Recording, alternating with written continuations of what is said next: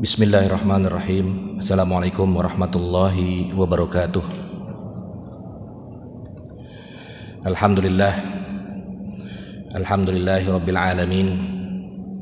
Wabihi nasta'in wa ala umuri dunya waddin. Wassalatu wassalamu ala nabiyyina Muhammadin wa ala alihi wa sahbihi ajma'in, amma ba'du. Allahumma allimna ma yanfa'una wa zidna ilman. Yang saya hormati pengurus DKM Masjid DGC, jamaah sholat maghrib yang dirahmati oleh Allah Subhanahu wa Ta'ala. Pada kesempatan yang penuh barakah ini kita akan melanjutkan kajian fikih terkait dengan al-muharramatu minan nisa atau al-ankihatul muharramah, wanita-wanita yang diharamkan untuk dinikahi atau pernikahan-pernikahan yang dilarang dalam agama Islam.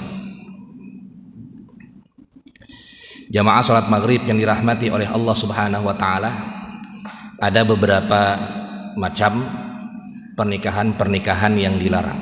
Al-ankihah al-muharramah, yang pertama adalah al-muharramat al-mu'abbadah, pernikahan yang dilarang selama-lamanya, nggak boleh nikah dengan dia. Yang pertama dengan sebab nasab, senasab, bisa babin nasabi, dengan sebab senasab, yaitu yang pertama adalah ibu, ya, nggak boleh menikah dengan ibunya. Dalam Al-Quran Allah Subhanahu wa Ta'ala berfirman, hurrimat alaikum ummahatukum, diharamkan bagi kalian semua untuk menikah dengan ibu-ibu kalian. Nggak boleh dia. Pernikahannya tidak sah kalau ia tidak tahu bahwasanya itu adalah ibunya, maka mesti dipisah langsung.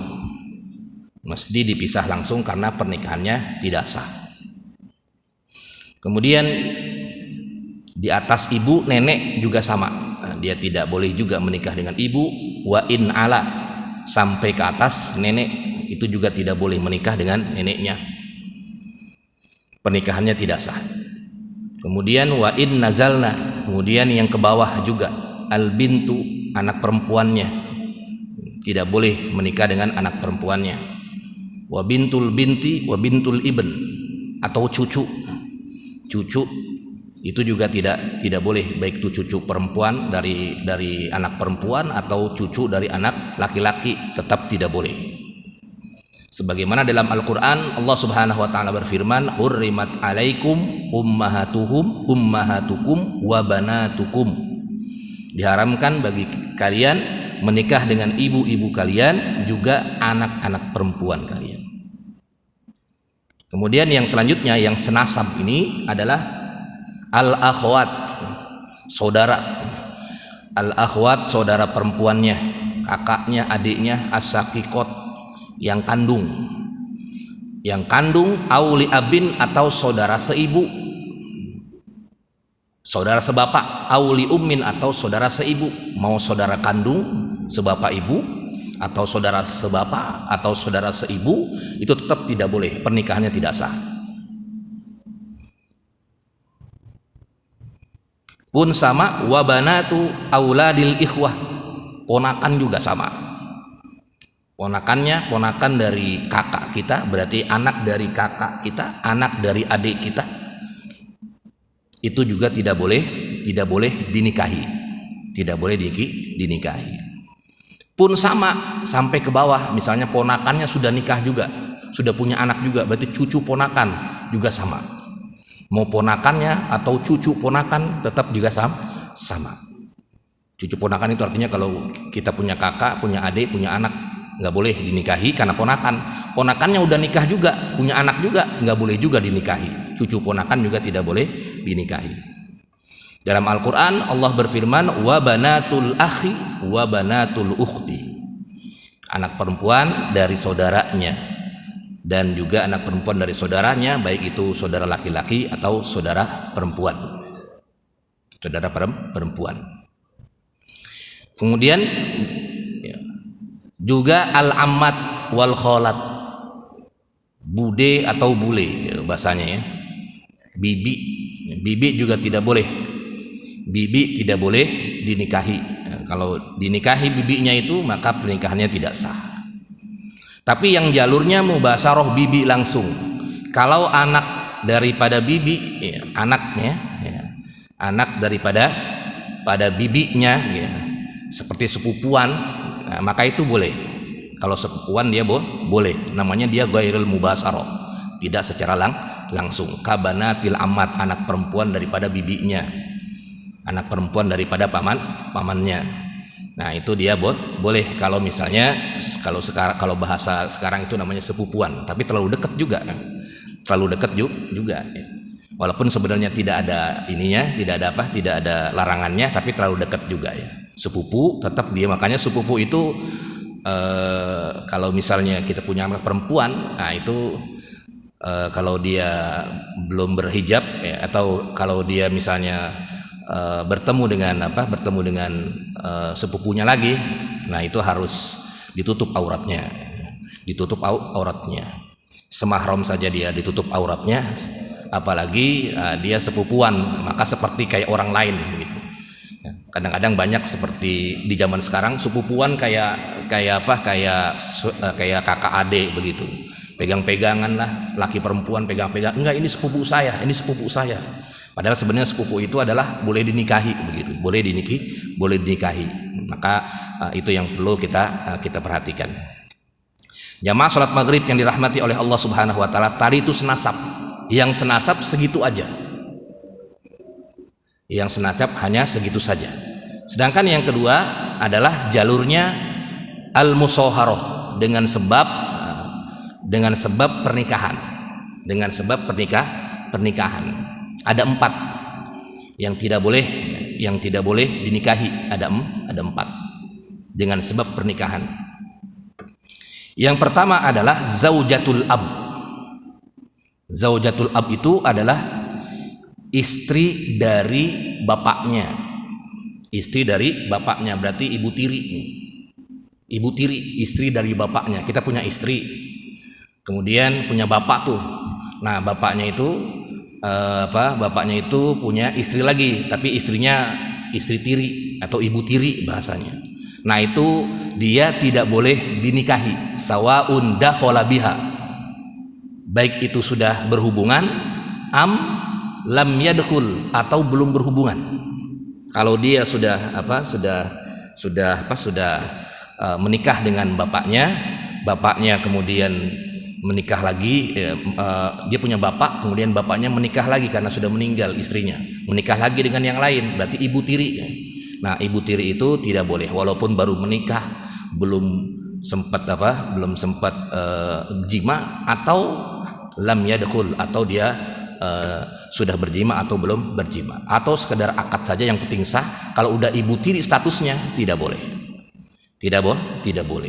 Sebagaimana dalam Al-Quran Allah berfirman, wala tunkihu ma nakaha abaukum minan nisa, dan tidak boleh menikah dengan bapak-bapak kamu yang menikahi perempuan, ya, artinya ibu tiri, ma nakaha abaukum minan nisa, yang dinikahi oleh bapak-bapak kamu. Nah itu tidak boleh. Ini kalau jalur yang musyaharah. Kemudian yang kedua adalah zaujatul ibn, yaitu istri daripada anaknya. Misalnya anaknya itu punya istri, berarti kalau kita menikahi istri anak kita namanya mantu. Itu juga tidak boleh. Mantu juga tidak boleh. Tidak boleh mantu, tidak boleh dinikahi. Kenapa sebabnya? Karena di dalam Al-Quran, sawaun dakhala biha am lam yadkhul, walaupun dia belum berhubungan, berjima, atau sudah berhubungan atau belum, tetap kalau dia sudah statusnya mantu, sudah sah nikahnya, maka dia tidak boleh dinikahi. Sebagaimana di dalam Al-Quran Allah Subhanahu wa ta'ala berfirman, wa halailu abnaikumul lazina min aslabikum. Wa halailu abnaikum, yang menjadi istri daripada anak-anak kamu itu tidak boleh dinikahi. Tidak boleh dinikahi. Kemudian yang ketiga, yang jalur musyawarah ini adalah dari sisi istri juga masih ummu zaujah, mertua. Ummu zaujah itu ibu daripada istri, mertua. Nah, itu juga tidak boleh dinikahi. Sawaun dakhala bi zaujati, walaupun dia belum belum berhubungan dengan istrinya, am lam yadkhul, atau dia sudah berhubungan, atau lam yadkhul, atau belum berhubungan dengan istrinya, belum berjima. Tetap dia kalau sudah statusnya dia sebagai mertua, sebagai mertua, ya ummu zaujah, ibu daripada istrinya, maka dia tidak boleh dinikahi. Sebagaimana dalam Al-Qur'an dikatakan wa ummahatu nisaikum, dan ibu-ibu diharamkan juga menikahi ibu-ibu dari istri kamu. Ibu dari istri kamu itu tidak boleh dinikahi. Menikah berarti tidak sah pernikahannya. Tidak sah pernikahannya.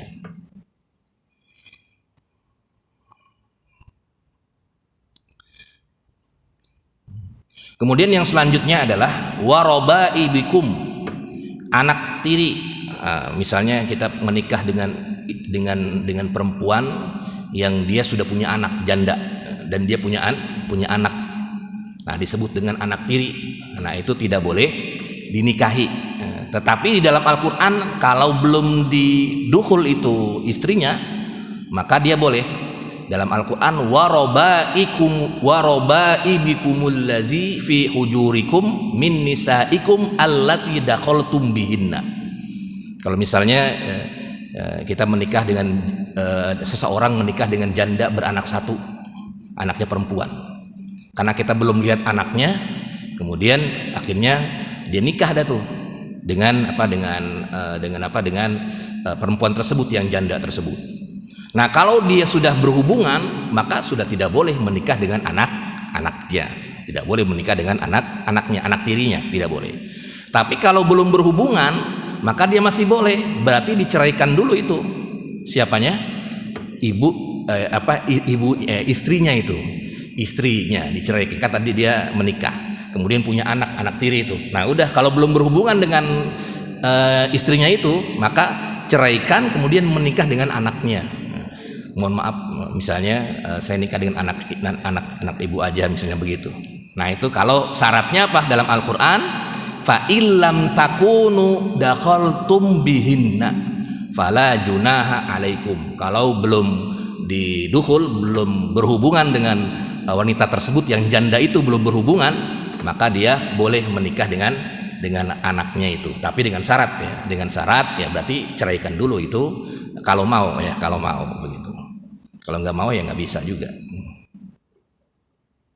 Nah, itu jalur pernikahan yang tidak boleh dinikahi. Nah, kemudian yang selanjutnya adalah jalur rodoah, saudara sepersusuan. Saudara persusuan itu adalah ya kalau misalnya dari bayi ya misalnya ia disusuin sama seorang wanita, ya, kemudian wanita tersebut ya punya anak misalnya, atau dia kan menyusu juga sama ibunya tersebut, atau orang lain juga menyusu dengan dia, maka disebut dengan saudara sepersusuan. Maka ada empat macam yang dilarang. 4 itu secara nasab dan 4 secara musyawarah. Jumlahnya 8. Berarti wanita-wanita yang tidak boleh dinikahi dengan sebab rodoah, dengan sebab saudara sepersusuan, itu ada 8 jumlahnya. Apa dalilnya? Pertama kita lihat dalilnya dulu. Dalilnya di dalam Al-Qur'an, Allah Subhanahu wa taala berfirman, wa ummahatukum allati arda'nakum wa akhwatukum minar rodoah. Dan ibu-ibu kamu yang menjadi saudara, yang menyusui kamu. Arda'na itu yang menyusui kalian semua. Wa akhwatukum minar rodoah, dan saudara-saudara perempuan yang sepersusuan dengan kamu. Ya, misalnya ada perempuan lain yang yang tetap yang apa dia menyusu juga dengan ibu tersebut, jadi menjadi saudara sepersusuan. Kemudian di dalam hadis Nabi Muhammad SAW riwayat Bukhari Muslim dari Aisyah,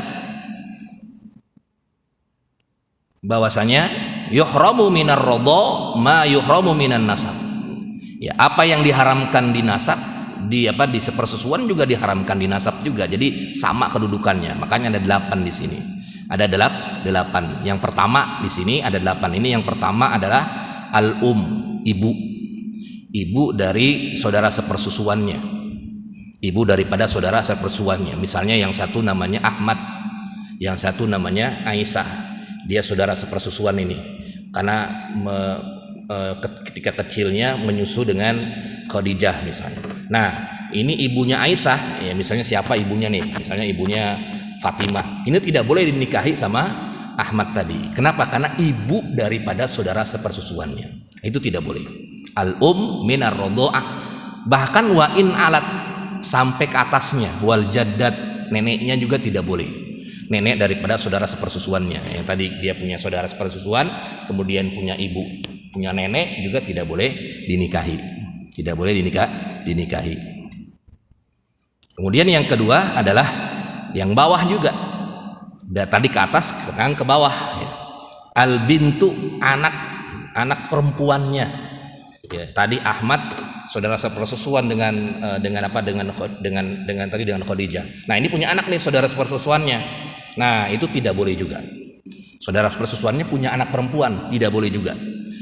Sampai ke bawah juga tidak boleh juga. Wa in nazalat, sampai ke bawah juga tidak boleh juga. Dia punya saudara sepersusuan, kemudian punya anak perempuan, tidak boleh dinikahi. Bawahnya juga punya anak lagi, nggak boleh juga dinikahi. Tidak boleh juga dinikahi. Kalau menikah berarti nikahnya tidak sah.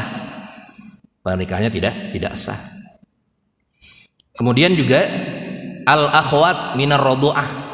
Nih yang 3 ini adalah saudara kandungnya. Al akhwat, saudara perempuan yang kandung dari siapa? Dari saudara sepersusuan. Pastikan saudara sepersusuan ini, saudara kita sepersusuan punya kakak, punya adik. Nah, ketemu udah gede, nih kakaknya, saya pengen sama kakaknya nih nikah, gitu. Tidak boleh. Kenapa? Karena adiknya itu saudara sepersusuan kita, maka kakaknya tidak boleh dinikahi, adiknya juga tidak boleh dinikahi. Bahkan anak wabanatul ikhwah, wabanatul akhwat juga sama. Anak daripada kakaknya itu, ponakan gitu. Anak daripada misalnya kita punya saudara sepersusuan, Aisyah punya kakaknya punya anak, nggak boleh juga dinikahi. Tidak boleh juga dinikahi. Kemudian juga yang keempat adalah al-amat ya. Al-amat itu adalah pamannya. Paman bibi ya, kalau perempuan berarti bibinya, bude atau bulenya. Al-amat wal kholat itu juga ya. Saudara sepersusuan kita namanya Aisyah ini punya punya bibi, nggak boleh dinikahi juga. Punya bibi tidak boleh dinikahi juga begitu.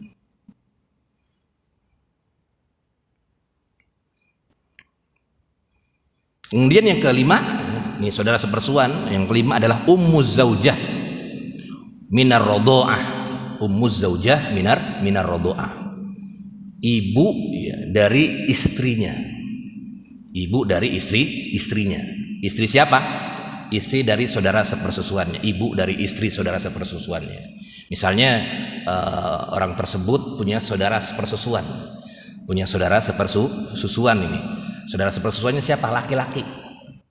Sama-sama laki-laki. Nah, laki-laki tersebut dia punya zaujah ya. Punya istri ya. Punya istri dia. Nah, istrinya juga kan nggak boleh dinikahi tuh. Karena memang kalau sudah punya rumah tangga nggak boleh dinikahi. Nah, ibunya juga itu tidak boleh dinikahi juga. Ibu dari istrinya, dari saudara sepersusuan kita itu tidak boleh dinikahi juga. Tidak boleh dinikahi juga. Ini mirip sama seperti yang senasab ya. Sama seperti yang senasab. Kemudian sama juga yang keenam, zaujatul ab. Istri dari bapaknya. Istri dari bapaknya. Bapaknya atau kakeknya dari saudara sepersusuan. Istri dari bapaknya ya, misalnya apa ya tadi, misalnya dia punya saudara sepersusuannya laki-laki ya. Ahmad dengan Muhammad. Ahmad dengan Muhammad ini saudara sepersusuan. Nah, saudara kita yang sepersusuan yang laki-laki itu punya bapak, bapaknya punya istri. Nah, itu juga tidak boleh dinikahi. Misalnya bapaknya sudah meninggal gitu. Ah, itu tidak boleh dinikahi tetap. Kenapa? Karena dia saudara sepersusuan daripada siapa? Saudara sepersusuan daripada saudara kita. Zaujatul ab. Zaujatul ab itu istri dari bapaknya, saudara sepersusuan. Kemudian juga zaujatul ibn, istri dari anaknya. Istri dari anaknya. Kalau di nasab itu berarti anak tiri ya, istri dari anaknya. Tapi sepersusuan juga itu juga tidak boleh dinikahi. Tidak boleh dinikahi. Kemudian yang terakhir, yang ke-8, ini sama mirip dengan yang senasab tadi ya. Ada 8 juga yang senasab tadi, ini juga sama. Bintuz zaujah minar rodho, anak perempuan dari istrinya, istri daripada saudara perempuan, saudara sepersusuannya. Itu juga tidak boleh dinikahi. Nah, ini yang pertama, ini baru 3 ya. Yang pertama tadi yang tidak boleh dinikahi adalah karena senasab. Kemudian karena faktor dinikahi musoharoh, kemudian karena faktor ar-rodho'ah, karena faktor saudara sepersusuan. Itu adalah salah satu hal yang tidak boleh dinikahi, dan kalau dinikah maka tidak sah pernikahannya. Tidak sah pernikahannya. Jamaah sholat maghrib yang dirahmati oleh Allah Subhanahu wa taala, itu baru 3. Sekarang yang keempat. Yang keempat. Tadi kan yang pertama senasab, kemudian musoharoh karena menikah, kemudian yang ketiga karena saudara sepersusuan. Nah, ini yang keempat adalah karena diharamkannya al-mu'aqqatah. Al-mu'aqqatah ini adalah haram karena sewaktu. Kalau sudah waktunya sudah selesai, maka dia nggak apa-apa menikah. Siapa dia ini? Yang pertama adalah wanita yang ditalak 3.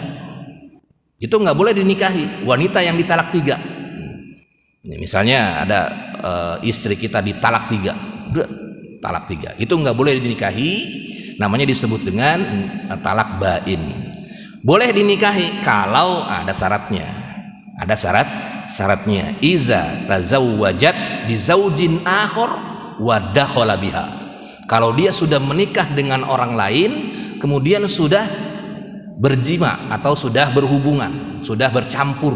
Kemudian kalau mau diceraiin, kemudian nunggu iddah juga, baru kemudian boleh dinikahi lagi yang sudah talak 3.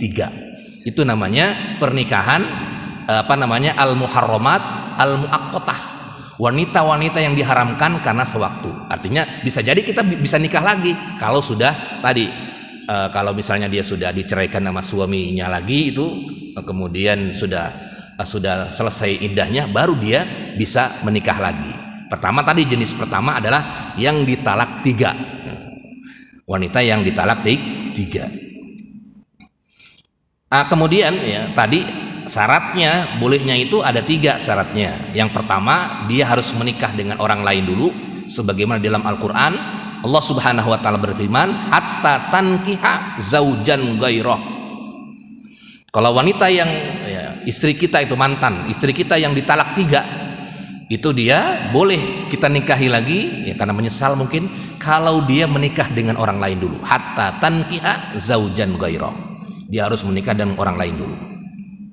Yang kedua, ayyakunan nikah sahihan, jelas nikahnya nikah sahih, bukan pura-pura ya. Nikah sahih, benar-benar nikah gitu. Kemudian yang ketiga adalah ayyato'aha fil farji, benar-benar dia sudah berhubungan, sudah bercampur. Nggak boleh cuman sekedar akad nikah aja, sekedar yang penting nikah nih, nanti saya bayar, nanti setelah itu kamu talak ya. Tidak boleh, harus benar-benar sudah berhubungan. Kenapa sebabnya? Karena yang terkait dengan sudah berhubungan ada dalilnya di dalam hadis Nabi Muhammad SAW. Harus sudah merasakan yang namanya asilah, manisnya madu. Nah, dalam hadis namanya disebut dengan asilah, manisnya madu. Dalam hadis kata Nabi Muhammad SAW, hatta tadzuki asilatahu, sampai kamu merasakan madunya. Itu yang suami yang menikahi mantan istri kita itu sudah merasakan madunya, maka baru dia ditalak, kemudian nunggu masa iddahnya, baru bisa menikah lagi. Kemudian jamaah sekalian, wahal nikahut tahlil, apakah boleh nikah tahlil? Nikah tahlil itu pakai hak ya. Nikah tahlil itu adalah ya nikah yang istilahnya wanita yang ditalak 3 itu kita pengen dinikahi lagi, pengen nikah lah. Misalnya ada seseorang ya, kemudian ia menceraikan karena emosi, kemudian ia menceraikan istrinya itu, menceraikan istrinya dengan talak 3, kemudian dia melaksanakan nikah tahlil, artinya dia nikahnya nikah biasa begitu, sah dan lain sebagainya, tapi dengan niat kamu nikahin ya mantan istri saya, nanti kalau sudah selesai syarat-syarat Islam ini baru kamu ceraikan gitu. Kalau yang tadi kalau nggak disengaja, nggak tanpa sepengetahuan, jelas namanya normal, dalam keadaan normal. Nah ini kong kali kong dengan laki-laki tersebut, kamu nikahin ya tolong istri saya ini, mantan istri saya ini yang saya talak 3. Saya kalau kamu sudah nikahin kemudian sudah bergaul, kamu ceraikan. Nanti ketika sudah selesai talak 3, nanti saya akan nikahkan. Ini saya bayar kamu begitu ya. Mungkin karena mantan istrinya orang kaya atau apa, nggak tahu. Begitu. Bagaimana hukumnya di sini? Qalal Hanafiyyatu was-Syafi'iyyah. Qalal Hanafiyyatu was-Syafi'iyyah. Imam Abu Hanifah dan Imam Syafi'i, ini jelas memang terjadi perbedaan pendapat para ulama ya. Perbedaan pendapat para ulama. Anna nikahal muhallil batil, tidak boleh seperti itu. Dia tidak boleh seperti itu. Innakaha ala annahu iza wati'aha fala nikaha bainahuma. Ini pendapat Imam Syafi'i dan Imam Abu Hanifah. Sebagaimana di dalam hadis Nabi Muhammad SAW, di sini riwayat Imam Ahmad dan Imam Nasai, la'ana Rasulullah SAW al muhallil wal muhallal lahu. Rasulullah Shallallahu Alaihi Wasallam melaknat orang yang menikah ya, karena muhalil, orang yang tadi kong kali kong dengan orang yang dikong kali kongin, muhalil dengan muhalal lahu, itu tidak boleh. Rasulullah Shallallahu Alaihi Wasallam melaknatnya, tidak boleh. Yang membolehkan di sini memang ada sebagian ulama, diantaranya Imam Ahmad dan Imam Malik yang mengatakan boleh, yasihuz zawaj, sah nikahnya. Ya, sah nikahnya ya, karena kalau nikahnya normal kan sah ya. Ada saksi, ada ini dan lain sebagainya. Tapi kemudian di sana hanya terkena dosa saja, karena ada hadisnya la'ana tadi. Rasulullah Shallallahu Alaihi Wasallam melaknat. Jadi ada yang mengatakan tidak sah, artinya kalau dia mau kembali lagi ya nggak bisa begitu. Kalau memang kong kali kong begitu. Tapi ada yang mengatakan, sebagian ulama boleh, ya, boleh, artinya tidak masalah begitu. Nah ini memang terjadi perbedaan pendapat para ulama terkait dengan nikah seperti itu. Kemudian yang kedua adalah tadi kan pernikahan yang dilarang itu menikahi wanita yang ditalak 3 suaminya, itu nggak boleh dinikahi kecuali dengan syarat-syarat tertentu. Nah sekarang yang kedua adalah al-masghulatu bihaqqi zaujin akhar. Wanita yang masih ada kaitannya dengan suami yang lain. Contoh salah satu al-mar'ah al-mutazawwijah, wanita yang sudah menikah belum bercerai, itu nggak boleh dinikahi. Itu namanya selingkuh, berarti berzina. Sudah punya suami orang, kemudian dia mau menikah, belum diceraikan, suaminya nggak mau menceraikan, saya nggak mau menceraikan, itu nggak bisa. Kalau dia al-mar'ah al-mutazawwijah, kalau dia statusnya masih menikah dengan orang lain, maka dia haram, hukumnya menikah. Karena ini masuk ke dalam apa? Ke dalam al-muharramat al-muaqqatah. Wanita-wanita yang diharamkan dinikahi tapi sewaktu saja. Kalau suaminya sudah dicerai, udah bercerai sama suaminya, masih bisa ya. Asal sudah selesai talaknya baru dia nikah, masih bisa. Tapi kalau masih milik orang lain, masih punya suami, tidak boleh dinikahi, maka pernikahannya batil, tidak sah. Fala yahillu li ahadin ayyaqida 'alaiha ma damat mutazawwijah. Mana tidak halal, tidak boleh, tidak sah bagi seseorang melakukan akad nikah tapi dia wanitanya sudah menikah. Sawaun akana zauju musliman, baik itu suaminya muslim atau suaminya goir muslim. udah nikah tapi suaminya ghairu muslim, tetap pokoknya yang penting udah punya suami nggak boleh dinikahi. Nah, kecuali kalau dia sudah ditalak suaminya, sudah iddahnya selesai baru, nah itu baru bisa. Kemudian yang kedua, yang selanjutnya itu adalah al-mar'ah al-mu'taddah, wanita yang sedang masa iddah, itu nggak boleh dinikahi. Ya, misalnya baru ditalak suaminya, talak 1, saya talak kamu, talak 1. Kan dalam Al-Quran, wal mutallaqatu yatarabbasna bi anfusihinna salasata quru. Ditalak suaminya itu iddahnya adalah tiga kali suci atau 3 kali haid. Kemudian baru ditalak suaminya kemarin seminggu, sudah nikah dia, nggak boleh. Nikahnya tidak boleh, tidak sah, fasid nikahnya. Fala yahillu li ahadin ghairu zaujihal awal, selain suami yang pertama itu, yang suami yang baru nalak itu tidak boleh sampai selesai iddahnya. Kalau sudah selesai iddahnya baru sudah milik bersama, silakan mau nikah lagi nggak apa-apa, dinikahin itu kalau mau. Sebagaimana di dalam Al-Quran Allah Subhanahu wa taala berfirman, wala ta'zimu 'uqdatan nikahi hatta yablughal kitabu ajalah. Hatta yablughal kitabu ajalah. Ya jangan berazam aja nggak boleh. Berazam itu istilahnya menampakkan keinginan, baru diceraikan, sudah 2 hari kemudian SMS-nya atau apa begitu, nah saya nikahin besok dah begitu. Itu nggak boleh itu. Baru berazam saja udah nggak boleh gitu. Nanti kalau sudah selesai selesai ininya, iddahnya baru boleh begitu. Baru boleh.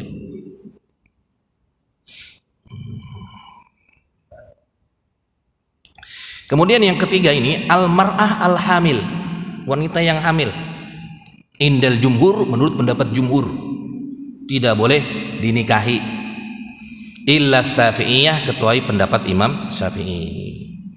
Jadi menurut pendapat kebanyakan para ulama itu wanita yang berzina itu ya menikah berzina ya punya anak belum duluan itu tidak boleh dinikahi, ya, tidak boleh dinikahi kecuali pendapatnya Imam Syafi'i. Kecuali pendapat Imam Syafi'i yang mengatakan boleh, tapi penuh pendapat jumhur tidak boleh nikahi sampai anak tersebut lahir. Supaya apa? Supaya benar-benar itu murni keturunan siapa itu sampai dia lahir. Udah, itu baru silakan nikah gitu. Silakan nikah. Jadi ketika masih dalam proses hamilnya itu adalah zina begitu. Nah, itu nanti harus keluar dulu itu anaknya. Nah, setelah keluar anaknya baru kalau ada yang mau menikahi dia silakan. Nah, itu baru boleh. Tapi kalau masih dalam mengandung kemudian dinikahi, maka dia tidak boleh. Pernikahannya tidak sah menurut pendapat kebanyakan para ulama. Illa Syafi'iyah, kecuali pendapat Imam Syafi'i. Apa dalil dasar daripada Imam Syafi'i? Dasarnya adalah yang pertama ya, di dalam ayat Al-Qur'an, wazaniyatu la yankihuha illa zanin aw musrikin wa hurrima ala zalika alal mu'minin. Nah, begitu di dalilnya itu. Dalilnya adalah itu. Jadi wanita yang berzina itu tidak boleh dinikahi kecuali yang nikah itu adalah yang menzinahinya. Yang menzinahinya atau orang yang musyrik ya. Orang yang punya banyak dosa kemudian orang musyrik. Jadi benar-benar karena memang benar-benar fahisatan ya, berzina itu adalah dosa yang sangat keji, maka jangan nikah dah sama dia begitu bahasanya. Jangan menikah sama dia begitu. Wa hurrima ala zalika alal mu'minin, dan diharamkan nikah bagi orang yang wanita zina tersebut, alal mu'minin, bagi orang-orang yang beriman. Maka Imam Syafi'i di sini pendapatnya boleh kalau misalnya yang melendungin, yang melendungin gitu ya. Nah, ini yang dikatakan oleh sebagian ulama tadi. Sebagian ulama. Kemudian yang selanjutnya adalah yang dilarang al-mar'ah allati la tadinu bidainin samawiyyin. Perempuan yang tidak memiliki agama samawi. Ya, agama samawi itu adalah agama selain Yahudi dan Nasrani. Itu tidak boleh dinikahi. Sebagaimana di dalam Al-Quran Allah Subhanahu wa taala berfirman, wala tunkihul musyrikati hatta yu'minna. Enggak boleh menikah dengan wanita yang musyrikat. Hatta yu'minna, sampai ia beriman. Jadi menikah wanita yang non muslim yang agamanya selain Yahudi Nasrani, maka tidak boleh dinikahi. Pernikahannya tidak sah. Lalu bagaimana kalau dia agamanya Yahudi Nasrani? Pernikahannya sah. Ya, ada namanya dalam laki-lakinya muslim, perempuannya non muslim, itu menurut pendapat menurut syariat Islam masih sah dia. Kalau dia agamanya adalah agama samawi, masih sah. Yang tidak boleh adalah kebaliknya. Perempuannya muslimah, laki-lakinya non muslim. Nah, itu sepakat, nggak ada perbedaan. Tapi kalau yang laki-laki itu masih bisa dia menikah dengan non muslim, tapi dengan tujuannya nanti dia bisa membawa Islam, bisa memasukkan istrinya ke Islam dan lain sebagainya. Tapi itu juga para ulama juga tidak, ini banyak sekali komentarnya. Ya, misalnya kasusnya kalau misalnya dia tinggal di negara yang nggak ada muslimahnya gitu, maka otomatis dia bisa menikah dengan muslimah yang tadi, yang Yahudi dan Nasrani tadi, untuk mengislamkan daerah-daerah itu dan lain sebagainya. Jadi yang disepakati adalah tidak boleh menikah dengan wanita yang musyrikat, tidak boleh menikah dengan wanita yang musyrikat.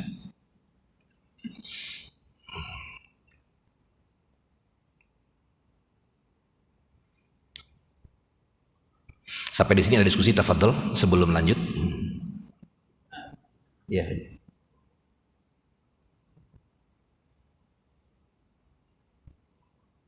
Assalamualaikum warahmatullahi wabarakatuh. Waalaikumsalam warahmatullahi wabarakatuh. Jadi kami ingin penjelasannya Ustaz mengenai saudara susu.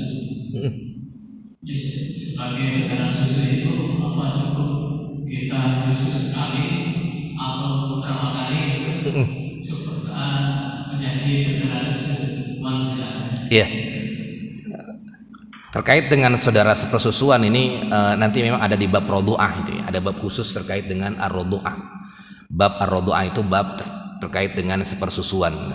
Nah, kalau Syafi'iyah itu 3 kali susu dia, 3 kali menyusui, dan itu juga harus menempel bibirnya. Harus menempel bibirnya dengan dengan ibunya itu ya.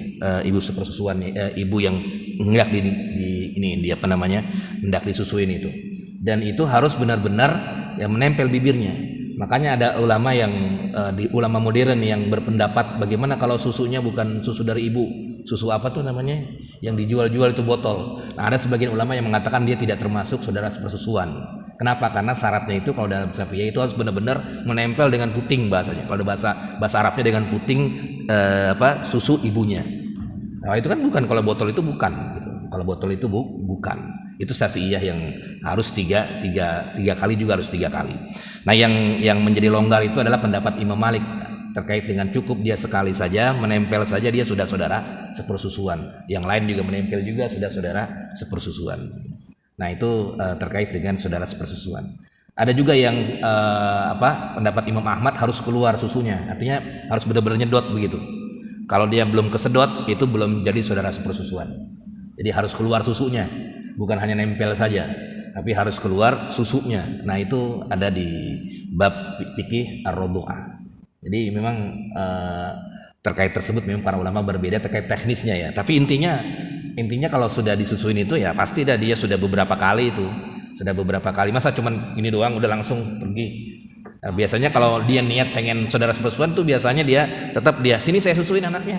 Nah, itu apalagi sudah keluar susunya begitu kan. Nah, itu biasanya sudah termasuk saudara sepersusuan. Kalau memang ada lagi yang menyusunya sama dia, ya sudah, berarti dia jadi saudara sepersusuannya.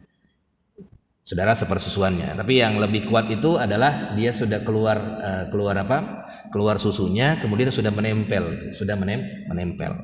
Tapi kenapa? Nggak harus kenyang. Emang ada sebagian ulama yang mengatakan harus kenyang, tapi tidak. Itu cuma pendapat aja. Pendapat ulama saja harus kenyang begitu. Yang penting dia keluar susunya, itu sudah menjadi saudara sepersusuan. Nah, itu yang menjadi poin tadi, yang masalah modern itu yang sekarang di mana? Yang sekarang dibahas di Lajnah Majelis Ulama Eropa terkait dengan seringnya jual beli susu itu. Nah, itu akhirnya kan kadang-kadang kan mereka itu kan wanita karirnya tinggi. Jadi mereka nggak ada waktu buat nyusuin itu. Pokoknya mereka udah kadang-kadang beli sendiri Tapi sekarang sih sudah ada susu yang itu ya, Denko segala macam itu ya. Tapi ada juga yang nggak mau dan tetap dia beli susu yang benar-benar asli begitu, yang dijual bebas asli. Kemudian para ulama sana para ulama Eropa akhirnya berfatwanya memang ia menginikan dulu pendapat para ulama, kemudian yang dirojih adalah dia tidak boleh untuk ihtiyaton, kehati-hatian saja, kehati-hatian. Jadi kalau misalnya pengen seperti itu ya harus tahu nih siapa namanya yang punya susu itu siapa, kalau memang itu ASI. Tapi kalau yang susu yang bikinan itu, yang kimia itu kayak susu Denko atau apa itu bukan termasuk saudara sepersusuan kalau yang itu, karena bukan susu manusia, bukan susu ASI begitu. Tapi yang tadi yang di Eropa itu, nah itu memang ada tampilkan itu dulu. Sebagian ulama mengatakan membolehkan karena itu bukan dari tadi bukan benar-benar langsung dari bibir kemudian ke dada ya, atau ke puting itu, disampaikan itunya. Kemudian juga kaitannya dengan botol itu kan bukan puting, makanya sehingga dia mengatakan, sebagian ulama itu ulama modern tapi ya bukan ulama klasik, mengatakan tidak masalah. Tapi yang merojihnya ulama dunia itu yang di Eropa itu, Persatuan Ulama Eropa itu mengatakan ihtiyaton, secara kehati-hatian lebih baik ditinggalkan. Ya, lebih baik diketahui siapa yang memberikan susu itu supaya diketahui nanti siapa saudara sepersusuannya. Ada lagi Pak? Kita sama saudara susu, tapi kalau anak kita dengan anak saudara susu bisa. Kita punya saudara susu, anak kita sama anak saudara susu. Itu kan sepupu namanya nanti. Kalau dalam nasab kan sepupu. Ya kayak anak saya dengan anak adik kakak saya nikah kan boleh, sepupuan itu. Kalau sepupuan kan boleh, dalam nasab aja boleh. Saya punya anak nih, punya anak perempuan, kemudian adik saya punya anak juga perempuan. Nah itu sepupuan. Kalau sini kebanyakan kan, saya misalnya punya saudara nih, ini Pak Prof, saudara kandung, adik kakak. Ya, ini adik yang perempuan, misalnya ibu bapak dia. Yang kebiasaan anak saya boleh kawin dengan anak yang sini perempuan, karena perempuan. Kalau yang laki biasanya itu jarang terjadi. Nah ini boleh nggak? Kenapa alasannya kalau itu nggak boleh? Perempuan juga tapi? Ini laki. Oh laki, ini? Saya bertiga. Saya ini yang paling tua.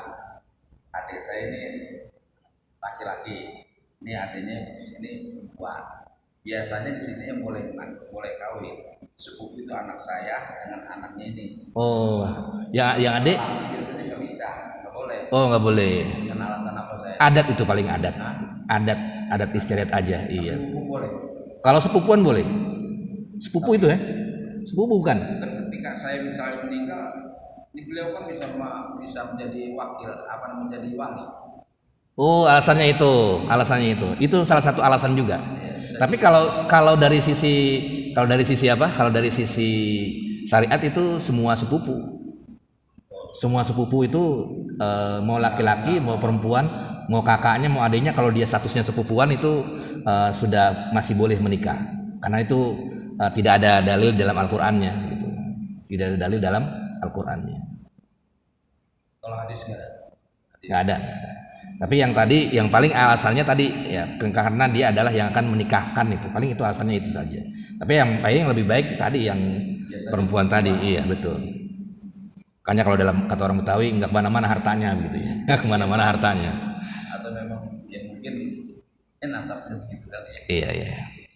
Taib, nanti kita akan lanjutkan di pertemuan yang akan datang. Sama-sama kita akhiri dengan membaca doa kafaratul majlis. Subhanakallahumma bika asyhadu an la ilaha illa anta astaghfiruka wa atubu ilaik. Assalamualaikum warahmatullahi wabarakatuh.